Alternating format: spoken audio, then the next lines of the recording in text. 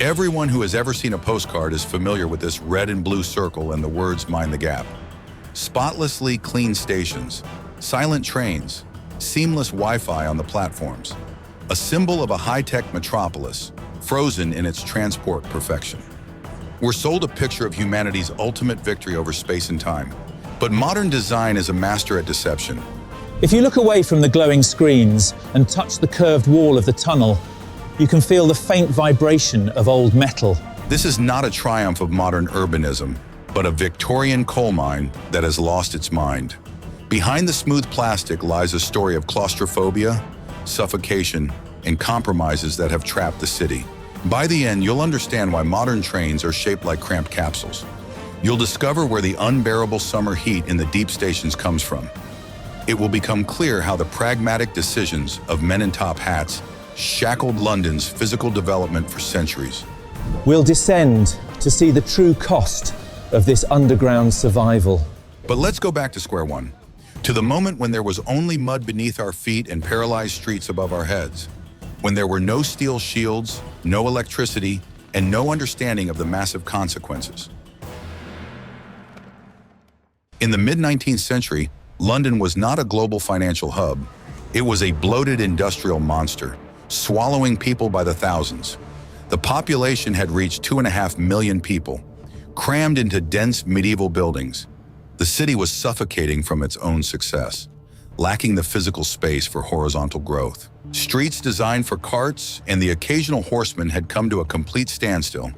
Hundreds of thousands of horse-drawn carriages, omnibuses, and carts headed into the center every day. A phenomenon arose that humanity had never known before: a permanent traffic gridlock. Traffic had turned into a continuous roaring jam of wood, iron, and sweaty horse bodies. Horses became both the main driving force and the main curse of the empire's capital. They left thousands of tons of manure on the streets every day. On rainy days, the streets were covered in ankle-deep, slippery, foul-smelling slush. In dry weather, this mass turned into acrid dust that penetrated straight into the lungs of city dwellers. Travel speeds through central London dropped to the pace of a slow-moving pedestrian. Large businesses suffered colossal losses due to constantly disrupted cargo deliveries. Clerks spent hours getting to their offices, fainting in cramped, sweltering omnibuses. The metropolis's circulatory system was clogged by a deadly traffic clot. Parliament resisted for many years, fearing unknown underground threats and collapses. Building owners panicked, predicting that their homes would vanish into giant sinkholes. But there was simply no alternative. The pressure on the surface had reached a critical point. Capital and desperation forced the government to take a risk unprecedented in history. The project was approved under extremely strict financial and spatial constraints. Construction was permitted only directly beneath existing streets to avoid paying for the demolition of houses. This compromise laid the groundwork for the first fundamental flaw in the geometry of the future system. Engineers were forced to blindly replicate the curves and jagged lines of the old surface roads. Thus was born a concept constrained by the narrow confines of the Victorian era and a meager budget. No one thought about the millions of passengers or the logistics of the coming century. The task was simply to pull some people out of the muck right now.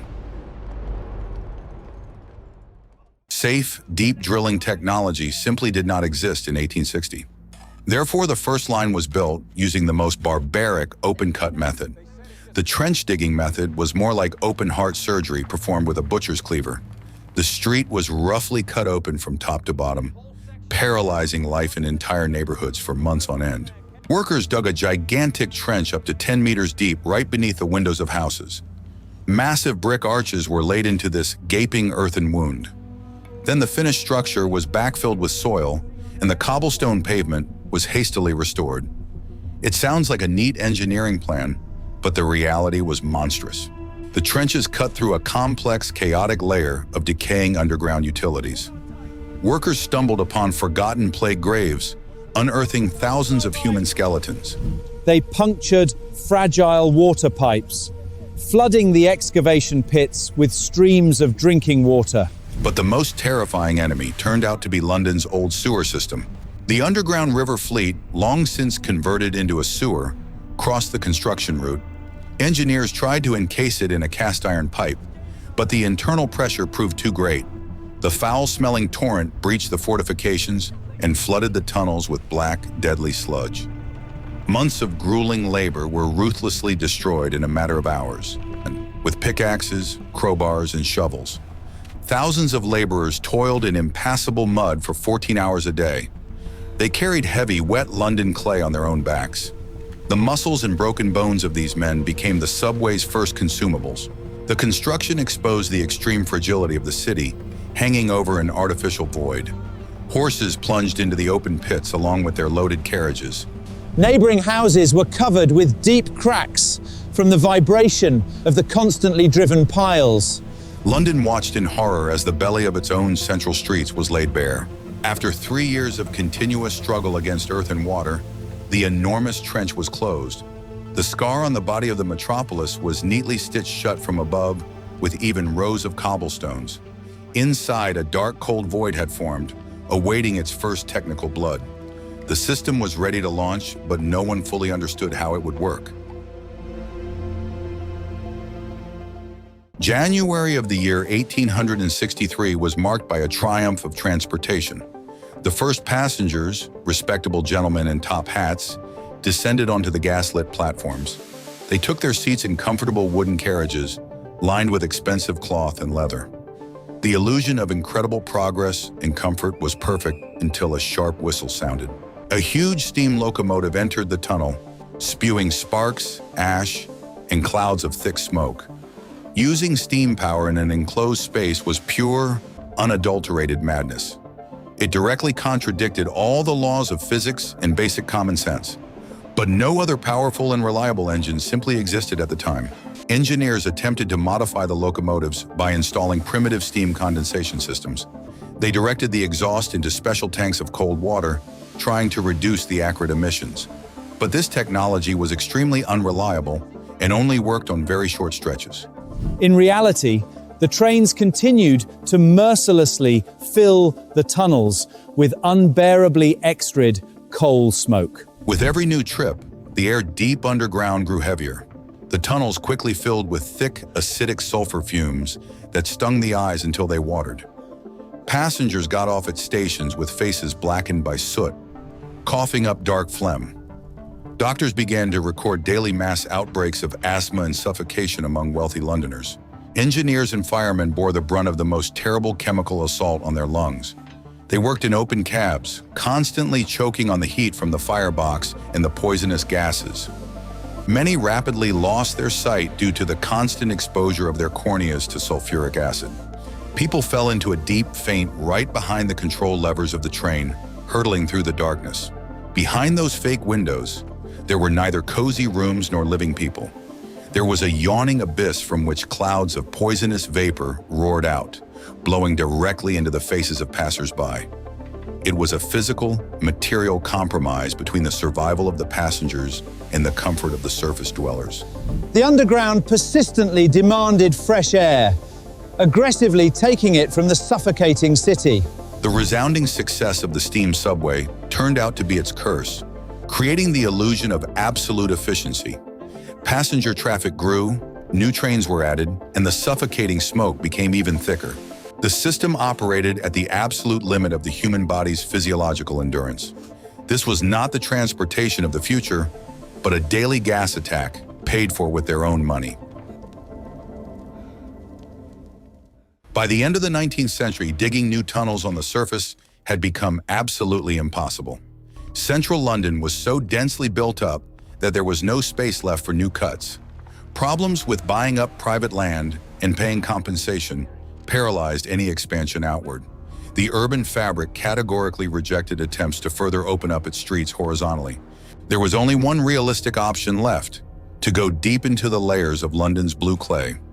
Engineer Peter Barlow and his talented apprentice James Greathead brought about a true technological revolution. They employed a tunneling shield, a cylindrical steel structure designed for safe excavation under immense pressure. This allowed them to burrow dozens of meters deep into the ground without the need for destructive street excavation. Working inside this shield was a test that pushed human limits to the very edge. The diggers toiled in tiny chambers, chipping away at rock-hard earth by hand. They worked in complete isolation from the outside world, by the light of smoky, dim lamps. Ahead lay only blind, prehistoric clay, ready to collapse in a torrent at any moment. To reliably contain the groundwater, compressed air was often pumped into the tunnels. Workers spent entire shifts in the grueling conditions of elevated barometric pressure. They breathed heavily in a thick mixture of sweat, damp earth, and machine oil fumes. The true physical toll of this method only became apparent upon returning to the surface. The rapid transition to normal atmospheric pressure caused severe decompression sickness. Nitrogen dissolved in the blood instantly bubbled up, literally tearing apart blood vessels and joints. People writhed in agony from the unbearable pain, went blind, and were left permanently paralyzed and crippled. Decompression sickness became the cruel, invisible executioner of the early deep metro. The brick vault closed in just a few centimeters from the train's flat roof. The train acted like a giant piston in a syringe, pushing massive volumes of air ahead of it. This created a terrifying howling wind at stations a minute before the train's arrival. The system was designed with no margin for error and no room for evolution. Investors saved millions of pounds but stole living space from future generations. They shackled the development of London's transport system with a solid, indestructible underground cast. The deep lines became an engineering marvel, born with a severe congenital defect of claustrophobia. The city voluntarily locked itself in steel capsules from which there is no longer any escape. Once a perfectly round tunnel had been dug, it had to be somehow prevented from collapsing instantly under pressure. Traditional brickwork proved too slow and cumbersome for such a deep excavation. Engineer Greathead introduced a prefabricated cast iron lining consisting of heavy metal segments. These massive rings were fastened with powerful steel bolts entirely by hand in near darkness. The cast iron transformed the fragile tunnels into a continuous metal cylinder, completely resistant to corrosion. It withstood the monstrous pressure of the groundwater and the weight of millions of tons of earth flawlessly. It was old-fashioned, phenomenally rugged engineering, originally designed to last for millennia. The lining rigidly fixed the shape of the space, making it absolutely and forever unchangeable. It is practically impossible to destroy or even slightly expand such a sturdy cast iron shell from the inside. Each ring firmly holds the next, forming a closed, self-supporting structural framework. An attempt to cut out even a single segment would lead to the instant, catastrophic collapse of the vault. The metro had definitively turned into an armored worm, forever petrified beneath the metropolis. Despite the monumental technological leap, the new deep-level lines suffered rapid financial collapse. The narrow, cramped stations frightened London passengers accustomed to relative comfort. Transportation companies went bankrupt one after another, unable to complete the ambitious projects they had started. Salvation unexpectedly came from across the ocean, but the systemic cost of this salvation was high. American financial magnate Charles Yerkes, a man of dubious reputation, eagerly snapped up the scattered lines. He brought in massive speculative capital and employed extremely aggressive business practices. Yerkes had absolutely no interest in architectural heritage or the comfort of the residents of Old England. He wanted a rigid, centralized transportation monopoly that ruthlessly squeezed out profits. It was his vast wealth that made it possible to unite the scattered lines into a single functioning network. He strictly standardized the equipment, sweeping aside small, inflexible competitors in his path. Yerkes permanently imposed American pragmatism and faceless industrial scale on the city.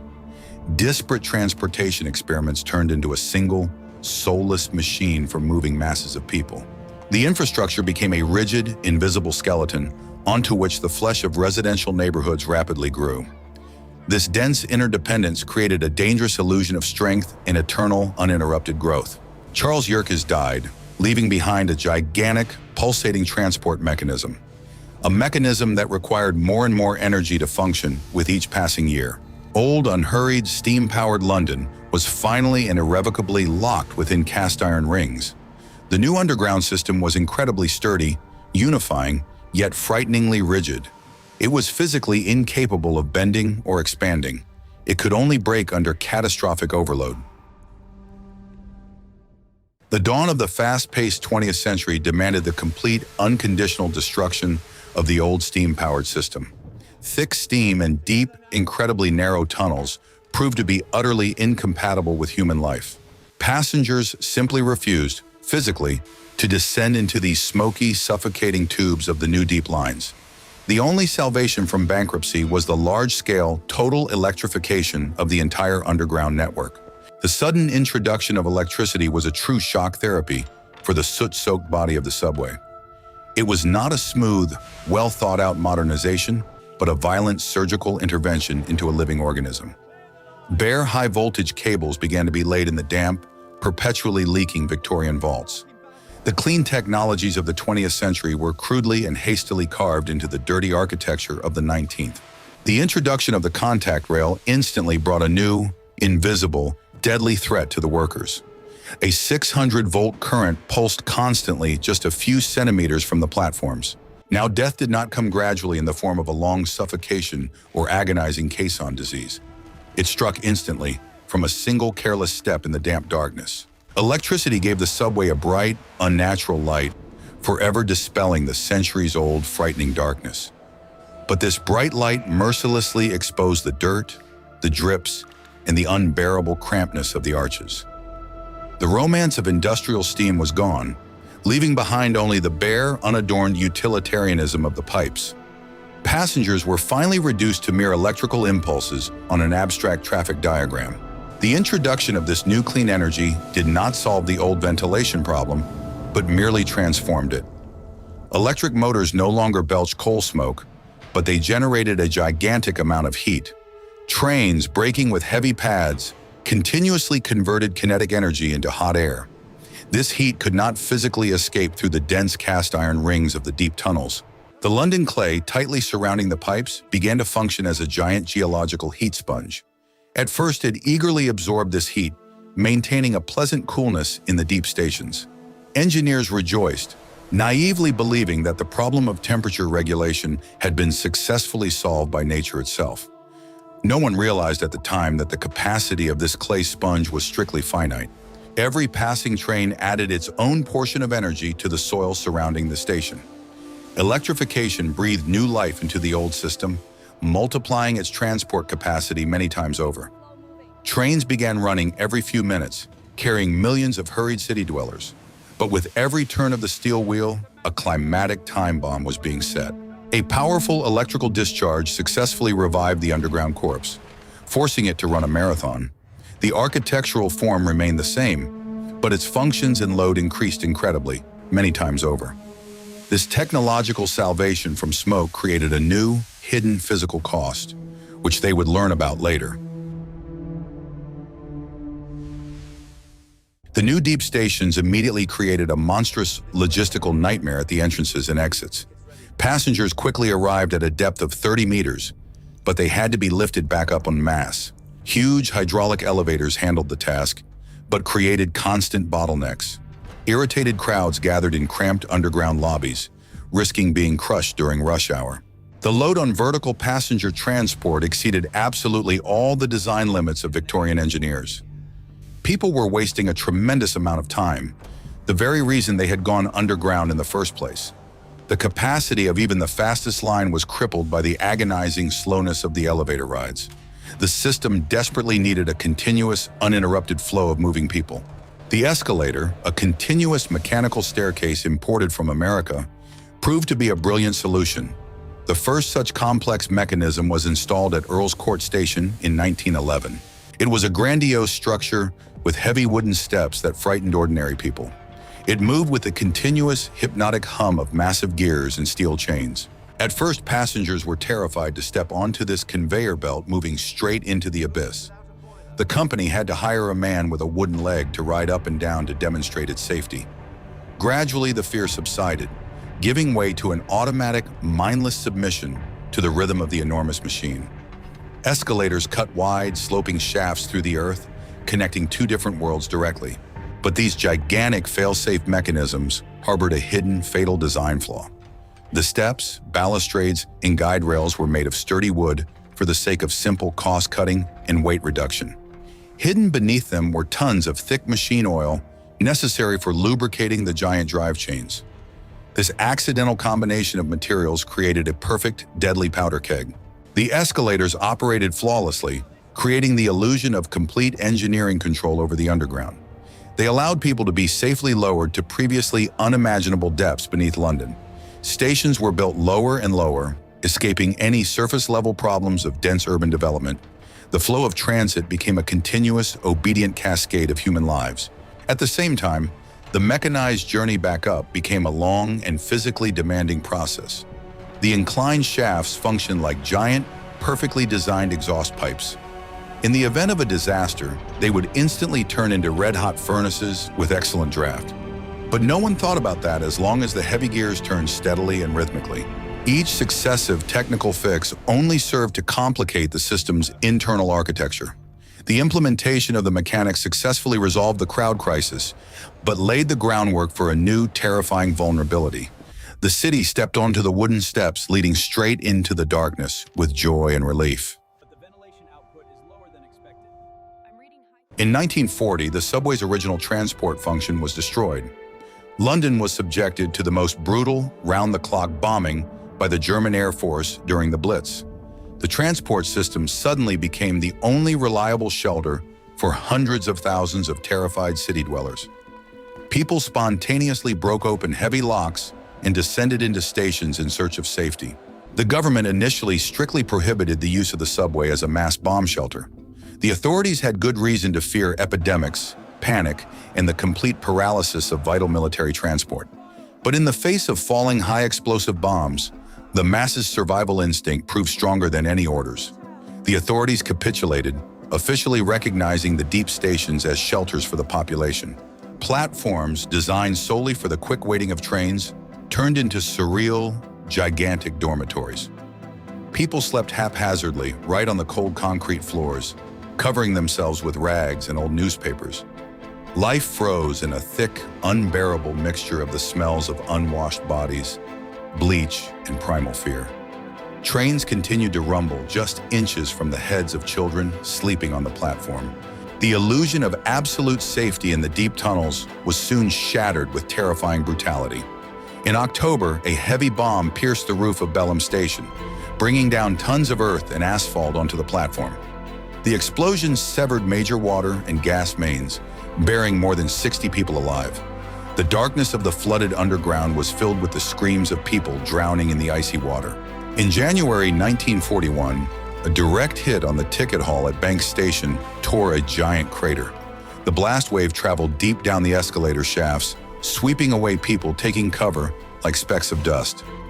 Rescuers had to spend weeks extracting hundreds of charred bodies from the twisted metal. The thick concrete and Victorian cast iron proved utterly powerless against a direct strike from above. The deadliest tragedy occurred at Bethnal Green Station, not from a German bomb, but from human panic. In the darkness, the crowd mistook the sound of a new British anti-aircraft battery for a falling deadly shell. People in terror rushed down the narrow, unlit, and rain-soaked staircase. One woman slipped, triggering an irreversible chain reaction of falling bodies. 300 people formed a deadly traffic jam on the staircase, crushing each other under their collective weight. 173 people slowly died of asphyxiation in the crush, never reaching the safety of the platform.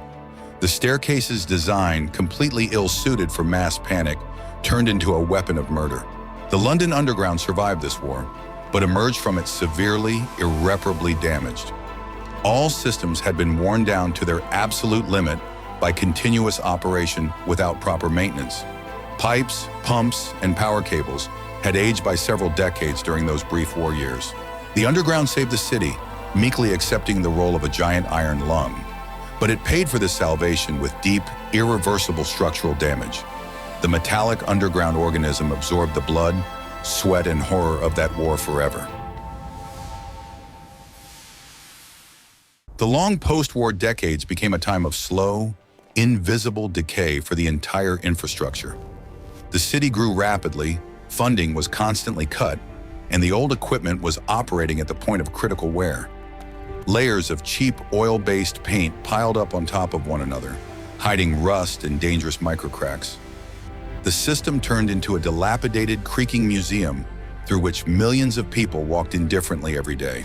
The false sense of security provided by thick cast iron and brick had finally lulled the subway management into complacency.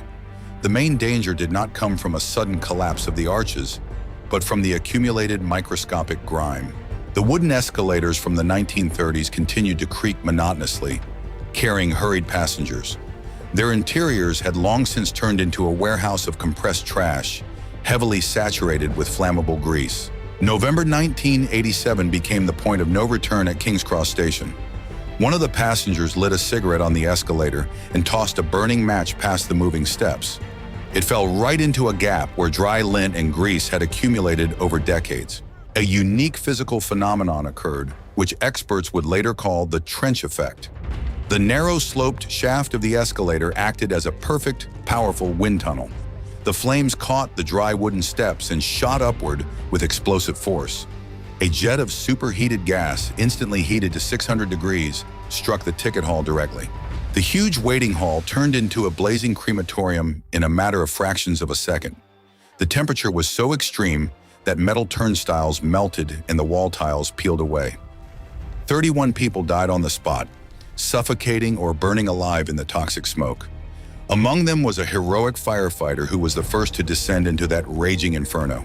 The tragedy at King's Cross was a bloody reckoning for decades of cost-cutting and systematic neglect. Suddenly, it became clear to everyone that the old, familiar subway system was deadly dangerous. Wood, which had served faithfully for half a century, became the transport system's chief merciless enemy. The disaster forced the government to completely and radically rethink the paradigm of underground safety. Colossal, unplanned injections of money were required to immediately replace all wooden elements with steel. In a rush, the most complex fire protection systems, thousands of smoke detectors, and automatic fire suppression were installed. The massive, ailing organism had to be painfully shut down in parts to perform surgical intervention. The cost of this emergency modernization proved truly astronomical for London's budget. While saving lives, engineers further complicated the already incredible web of cables and sensors on the cramped walls. Every attempt to patch up an old deadly wound led to a pileup of new control systems. The subway miraculously survived the fire, but lost its original technological simplicity forever. Today, the old London Underground has surpassed the limits of its physical capacity. Daily ridership has reached the staggering figure of 5 million trips a day. The narrow Victorian tunnels, designed for infrequent trains, now see trains passing every 90 seconds. The gigantic mechanism constantly vibrates on the brink of collapse, suffocating from total overcrowding. The main, as yet unsolvable, physical crisis of our time has become the temperature in the deep stations. In 1900, the temperature of the surrounding soil was a comfortable 14 degrees. Over 120 years of continuous brake friction and round-the-clock engine operation, the Earth has heated up to a critical point. London clay no longer absorbs heat. It has definitively become a powerful insulator. Now this clay aggressively releases all the heat accumulated over a century back into the cramped tunnels. In the summer, temperatures on the old deep lines can easily reach 40 degrees Celsius. This grossly violates basic health standards, and people are fainting en masse from severe heat stroke. Installing powerful modern air conditioners on the trains is technically impossible. Brilliant modern engineers are utterly powerless against the decisions made by their great-grandfathers 200 years ago. Expanding the diameter of the deep cast iron tunnels is economically unfeasible. It would be cheaper to build a new city on the surface. The only option left is to drill new ventilation shafts here and there through an incredibly densely built-up modern metropolis. This costs billions of pounds and brings passengers only brief, slight relief. The modern, electronics-packed infrastructure suffers from a simple, physical lack of space.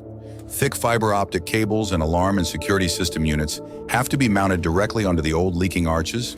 The water that the first Victorian builders fought so desperately against continues to seep steadily through the tunnel linings. Every night, special pumping crews remove thousands of liters to keep the contact rails from disappearing underwater. The signaling system on many old lines still uses analog relays from half a century ago. Spare parts for them have to be custom machined, as the manufacturing plants have long since closed and been forgotten. Old computers and mechanical switches from the last century control the high-speed flows of the 21st century. It is a bitter paradox of time. The modern rhythm of life is dictated by antiquated, worn-out hardware. Workers on grueling night shifts perform a daily, unnoticed feat to sustain the life of this dying organism. They have only 3 hours of a strict maintenance window to patch cracks and clear away tons of debris. Every night, the massive system effectively dies, only to be resurrected in the morning for another relentless marathon. The absolute limit of physical capacity has been reached. The system can no longer grow or expand within the confines of the old earthbound pipes. Every new passenger who descends increases the load, raises the temperature, and accelerates the fatal wear and tear.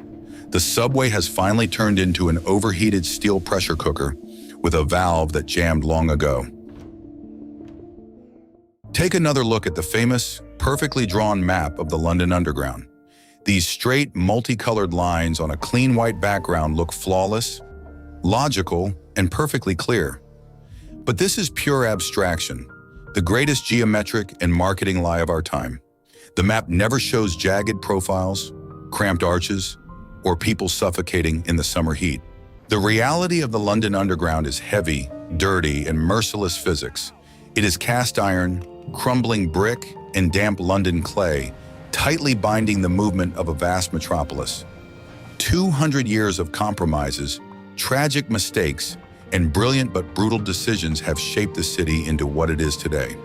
The system, originally created to save the streets, has itself become an eternal prisoner of the cramped underground. The underground will be running tomorrow and a year from now, defying the laws of physics, the heat, and the wear and tear of aging metal. But the true unvarnished story of these tunnels is forever hidden beneath the glossy surface of bright tourist posters. It is a harsh story about how nothing in this world comes at such a high cost as cheap, temporary solutions. The symbol of London has survived, but the price of that survival is an endless, exhausting war deep underground.